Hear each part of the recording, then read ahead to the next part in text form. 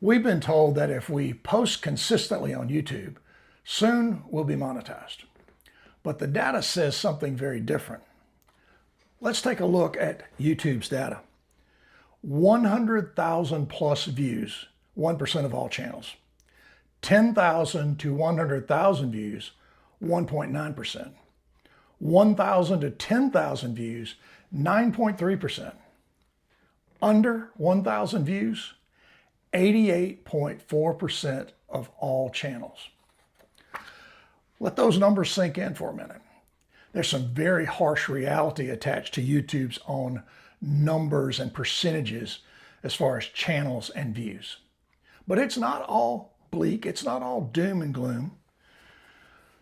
88.4% of us are under 1,000 views. Let's think about some of the reasons why. One of the reasons is because a lot of us are frustrated and we are out there chasing YouTube guru advice. We look at every video and we tear it apart and we turn this button on, we turn this button off, we post it this time, we don't post. We go through the myriad of instructions from YouTube gurus, the talking heads who aren't talking really to us, the 88.4%. They're basically talking to that 1% or that 1.9% because those guys are further along on the trail of success. Those are the people who will buy seminars. Those are the people who will pay for private coaching. We're probably not in a position to do that, and we're certainly not at a level where that comes to mind as an instant fix. Certainly not to me. Today, we are talking about a very different reality on YouTube. It is ultra competitive. I have posted very consistently for the past 14 months, one video a week, about 90 videos so far. I'm still in the 88.4% range. I am no YouTube guru. I am a small, struggling YouTube creator, like a lot of you. I'm more of an anti-guru than anything else. And let me throw in some other information. I'm not selling seminars. I'm not selling private coaching. And no, I'm not looking for clients for a consulting business. I am offering advice. I'm trying to give advice that I have picked up along this struggle for the past 14 months in hopes that it will help some of the others who are in the 88.4% range of views on YouTube. Right now, I am lucky to get 100 to 200 views on any of my video content. Yes, it's frustrating. It can be disappointing. But I am not going to obsess over the numbers on YouTube. And I'll tell you why. Because I believe the content that I'm creating is good. I think there's several things that are keeping me from finding an audience. Maybe not to the level of being monetized, but certainly to a level of greater success. I'm going to attack that next level of success before I really get too concerned about the monetizing part of YouTube. And let's look at that. Many of us need to pivot. And what does that mean? Well, I think it means there's three things we have to stop. We have to stop chasing YouTube advice that is not meant for us. Remember, it is really meant for that 1% or that 1.9%. That's where the YouTube talking heads are working hard to increase their own profitability. There's nothing wrong with that. Just realize that's what the YouTube guru advice is all about. There is no magic advice. There is no one single guru video that's going to help you really grow your channel. Stop obsessing. Just stop obsessing over YouTube, period. Don't let this process damage or upset your mental and emotional state. And I can tell you that from experience because YouTube has been a frustration at times for me. I've poured a lot of effort into this. I've tried to learn an awful lot about the YouTube process, making thumbnails, creating good titles, all the things that we've gone through. And I did get angry at times. I did get very frustrated. And like maybe a lot of you, I wanted somebody to blame. Why aren't people watching my videos? What's wrong with people? Or why is the algorithm not treating me better? Well, we all know the answer to that. And let me say it right here and right now. The algorithm doesn't hate you or me because it doesn't know you or know me. It's a math formula. All it's trying to do is find videos that people want to watch so they'll watch more and see more ads.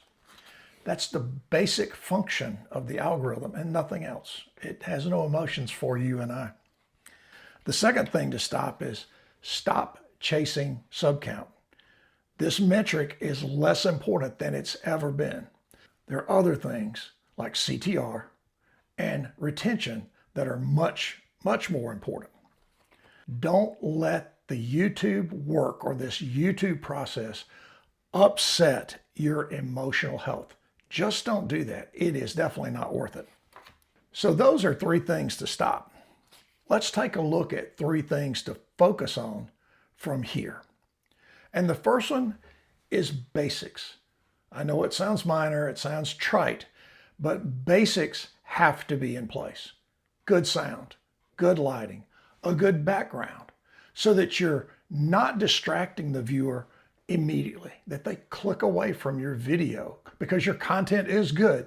Don't let those basic rules of YouTube video shoot you down. Don't let them stop your progress. The other thing is have good notes. Be familiar with your notes. Have an ability to go through your video as naturally and as easily as you possibly can. One of the things that I have an advantage of is being a salesperson for 40 years. I understand getting in front of a camera, getting in front of a room, and having at times to ad lib or to extend a point. You just have to practice. You just have to stay with it. And the other thing is, don't worry about mistakes. Now, if it's an egregious mistake, you want to fix it, but don't worry about bumbling a word or taking too long a pause. That means you're a human being. That is a part of being a natural presenter on YouTube. And when we think about being natural, extend that. Let it be your personality that comes through on camera. Be the person that you are on your videos. Let people see who you are, because it's another way to be consistent. Because if you do this, if you're natural, it's very easy to repeat it, and that's what you want to do. Finally, build your channel organically. Never buy subs, and don't over promote your videos.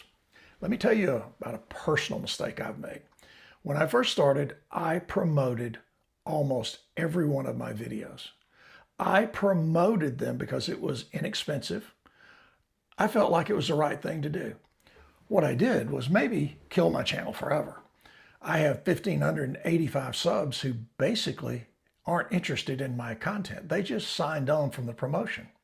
So when the algorithm sends out my video to the test audience, they ignore it. The algorithm says no one wants to watch your videos. This is something I'm trying to work through right now on Sid Mickle Consulting. Don't look for shortcuts, and don't try to game the algorithm. It just doesn't work. Present content that you believe in. If you are entertain to the best of your ability.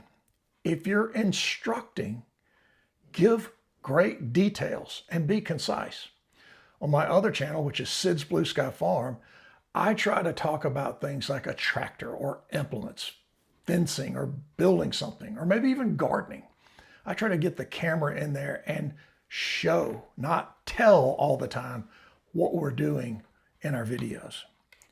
If you're giving advice to people, try to make sure you're giving advice that will truly help people. There are 1% of creators who are monetized. We might not make that level. If you enjoy the content you're making, if you feel like the presentation and the information is good, take that win. It's worth it. Celebrate it and try to build off of it. I would tell you to keep going. Try to continue to get better in every area of the YouTube process. Try your best to make great content and be discovered. Let the audience find you. But do not let this process of YouTube affect your emotional or maybe even your mental state of mind. One thing that you have to do is manage your frustrations. I talk about this in writing all the time. You write a book. I'm a self-published author, so I basically am invisible to the large book world.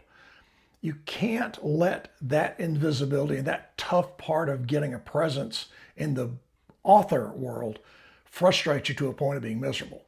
And it will. You have to understand writing a good book is a win. I'm also a broadcaster for our local high school. I take a great deal of pride in the success we have of putting on a good show for the kids, for the other students in our school, for parents and grandparents. That is a win in our YouTube world. I think it's very important that you manage your frustrations by managing your own expectations. Take the small successes, take the small wins, build on them. Be prepared for the hard work, but also be prepared for a slow growth. YouTube is not something typically that comes quickly. Now, yes, there are some people who just blow up right away. That's very rare. Don't be jealous. Don't worry about them. Worry about you. Worry about your content. And just keep your head down and keep working. I hope this conversation about the YouTube process and where we all stand in the data and the results of our YouTube channels is helpful. I don't mean it to be negative. I think you can look at this as a great opportunity to improve. And one of the really key ways is to not chase shortcuts that are put out there by YouTube talking heads who are basically just entrepreneurs. They are making money off your views. That's why there's so many of them. That's why there's so many helpful hint videos on YouTube. Your views make their channels grow. Focus on doing very good content, being you, and growing your channel the right way, organically through the YouTube system. I hope this video has been helpful. And until we get together next week, everybody take care of yourselves. Go out and spend some time with your family. And we'll see you again in a week. Bye-bye.